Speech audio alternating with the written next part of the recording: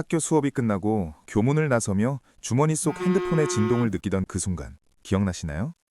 2010년대 초반 애니콜 슬라이드 폰에서 갤럭시나 아이폰으로 넘어가던 그 과도기의 공기를 말입니다. 밤마다 이불 속에서 카톡 소리가 새어나가지 않게 숨죽이며 친구들과 나눴던 수많은 대화들. 버디버디의 상태 메시지를 무엇으로 바꿀지 고민하던 그 순수한 몰입의 시간을 기억하십니까? 우리는 인류 역사상 가장 화려한 디지털 축복 속에 태어난 세대입니다. 태어날 때부터 세상 모든 정보가 손가락 끝에 있었고 좋아요와 댓글이라는 즉각적인 보상을 통해 나의 존재를 확인하며 자라왔죠. 그때 우리는 결코 외롭지 않았습니다. 오히려 그 무한한 디지털 연결망 속에서 에너지를 얻고 나만의 가상세계를 확장해 나가는 것이 가장 자연스럽고 안전한 일상이었습니다. 그런데 참 이상하지 않나요? 그렇게 연결에 최적화된 채로 자라온 당신이 왜 사회에 나와 직접 사람을 마주하는 오프라인 자리만 가면 유독 맥을 못 추는 걸까요? 입사 후 첫 회식 자리 혹은 오랜만에 동기 모임에서 겨우 1시간만 지나도 화장실 변기 위에 앉아 휴대폰을 켜고 집에 가고 싶다 라고 나직이 읊조리진 않으셨습니까? 상사의 농담에 적절한 리액션의 타이밍을 계산하다가 문득 거울 속에 비친 내 눈동자가 너무나 공허해 보여 소스라치게 놀란 적은 없으셨나요? 친구들과의 시끌벅적한 수다 뒤에도 집으로 돌아오는 밤 버스 창가에 머리를 기대고 나서야 비로소 이제야 살 것 같다 며 노이즈 캔슬링 이어폰을 꽂고 세상과 단절을 선택하는 당신. 그럴 때마다 세상은 당신을 향해 참 쉽게도 화살을 돌립니다. 요즘 애들은 참 개인주의적이야. 고생을 안 해봐서 사회성이 부족해. 컴퓨터 앞에서는 잘 놀면서 왜 사람 앞에서는 쭈구리가 되니? 라고 말이죠. 심지어 당신 스스로도 나는 MBTI가 I라서 그런가? 아니면 정말 사회성이 결여된 걸까? 라며 자신의 내성적인 성격을 탓하곤 합니다. 가끔은 그런 차가운 시선과 스스로에 대한 의구심 때문에 가슴 한구석이 꽉 막힌 듯 억울하고 서글퍼지진 않으셨습니까? 오늘 그 무거운 오해를 완전히 풀어드리려 합니다. 당신이 오프라인에서 느끼는 그 지독한 기빨림은 결코 당신이 나약하거나 사회성이 부족해서 벌어지는 일이 아닙니다. 하지만 놀랍게도 뇌과학자들은 정반대의 충격적인 이야기를 하고 있습니다. 당신이 오프라인 관계에서 에너지를 빨리 소진하는 것은 당신의 능력이 부족해서가 아닙니다. 오히려 당신의 뇌가 인류 역사상 가장 고효율로 최적화된 정보 처리 시스템을 갖췄기 때문에 벌어지는 지극히 과학적인 현상이라고 말이죠. 현대 뇌과학은 2000년대생의 뇌를 가장 진화된 고해상도 정보 처리기라고 정의합니다. 이 뇌는 정보를 선별하고 처리하고 반응하는 방식 자체가 이전 세대의 아날로기적 방식과는 완전히 다르게 조각되어 있습니다. 즉, 당신은 고장난 것이 아니라 너무나 고성능으로 설계된 나머지 오프라인이라는 낮은 대역폭의 통신 환경에서 심각한 과부하를 겪고 있는 것뿐입니다. 말하자면 최신형 슈퍼컴퓨터로 30년 전 고전 게임을 돌리려니 시스템에 과열이 발생하고 있는 셈이죠.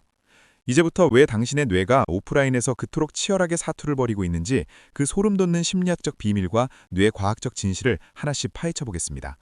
첫 번째 비밀은 당신의 뇌가 처리해야 하는 데이터의 해상도에 있습니다. 심리학에서는 이를 비언어적 과부하라고 부릅니다. 2000년대생인 당신에게 가장 익숙하고 편안한 소통은 편집된 소통입니다. 텍스트, 이모티콘, 그리고 신중하게 골라낸 사진이나 짤방들. 이것들은 불필요한 맥락이 제거된 아주 순도가 높은 정보들입니다. 당신의 뇌는 이 디지털 정보를 읽을 때 핵심 의미만 빠르게 잡아내며 에너지를 아주 효율적으로 사용하도록 훈련되었습니다. 하지만 오프라인은 다릅니다. 누군가를 직접 대면하는 순간 당신의 뇌는 상대방의 말을 듣는 것과 동시에 수만 가지의 비언어적 신호를 실시간으로 수집하기 시작합니다. 상대의 미세한 눈동자 떨림, 입꼬리의 아주 작은 각도 변화, 손가락의 꼼지락거림, 심지어는 말 사이사이에 섞인 0.5초의 정적과 공기의 흐름까지 말이죠. 이전 세대의 뇌는 이 비언어적 신호를 뭉뚱그려서 분위기라는 저화질 파일로 처리하는 데 익숙합니다. 하지만 디지털 정보의 픽셀 하나하나를 감별하며 자란 당신의 뇌는 이 모든 신호를 하나하나 정밀하게 스캔합니다. 남들은 흑백 텔레비전을 보고 있을 때 당신의 뇌는 혼자서 8K 초화질 영상을 프레임 단위로 분석하며 뇌내 GPU를 풀 가동하고 있는 셈입니다. 당신이 회식 자리에서 기가 뺄린다고 느끼는 그 순간 당신의 전두엽에서는 수조 개의 신경세포가 과부하로 비명을 지르고 있는 것입니다. 이것은 사회성이 없는 것이 아니라 당신의 뇌가 타인을 향해 지나치게 정밀한 관심을 기울이고 있다는 증거입니다. 두 번째 이유는 당신의 뇌가 가진 예측 알고리즘의 충돌 때문입니다. 디지털 세상에서 당신은 소통의 완벽한 통제권을 쥐었습니다. 메시지를 보내기 전 몇 번이고 수정할 수 있고 마음에 들지 않으면 전송 취소를 하거나 방을 나갈 수도 있었죠. 하지만 오프라인 소통은 편집이 불가능한 날 것 그대로의 라이브입니다. 뇌과학에서는 이를 예측 오류의 극대화라고 설명합니다. 우리의 뇌는 그 다음에 벌어질 일을 끊임없이 예측하며 에너지를 절약하려 합니다. 그런데 오프라인 관계는 변수가 너무 많습니다. 상대방이 갑자기 어떤 돌발 질문을 던질지, 내가 내뱉은 짧은 농담에 상대의 표정이 어떻게 변할지 실시간으로 모니터링해야 합니다.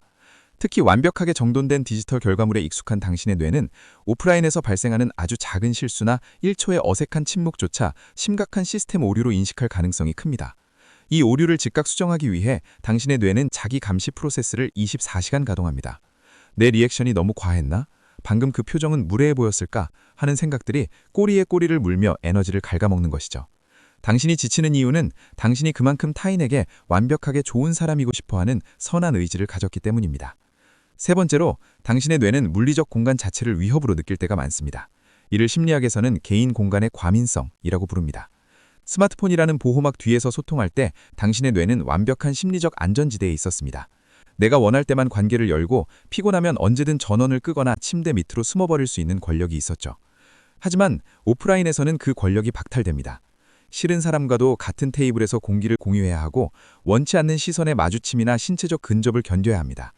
당신 뇌 속의 편도체는 이 상황을 본능적으로 잠재적 위협으로 간주합니다. 겉으로는 웃으며 일상적인 대화를 나누고 있지만 당신 뇌 깊은 곳에서는 전투 혹은 도주 모드를 가동하며 코르티솔 수치를 높이고 있는 겁니다.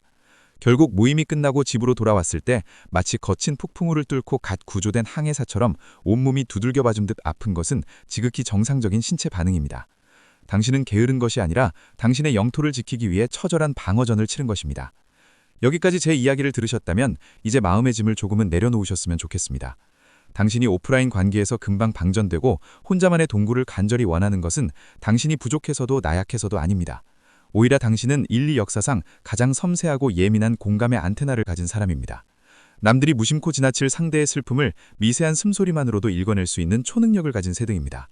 당신의 뇌가 기가 빨리는 진짜 이유는 그만큼 당신이 타인에게 진심으로 집중하고 있기 때문입니다. 상대방의 신호를 하나도 놓치지 않으려 온 에너지를 쏟아붓고 있기에 지치는 것입니다.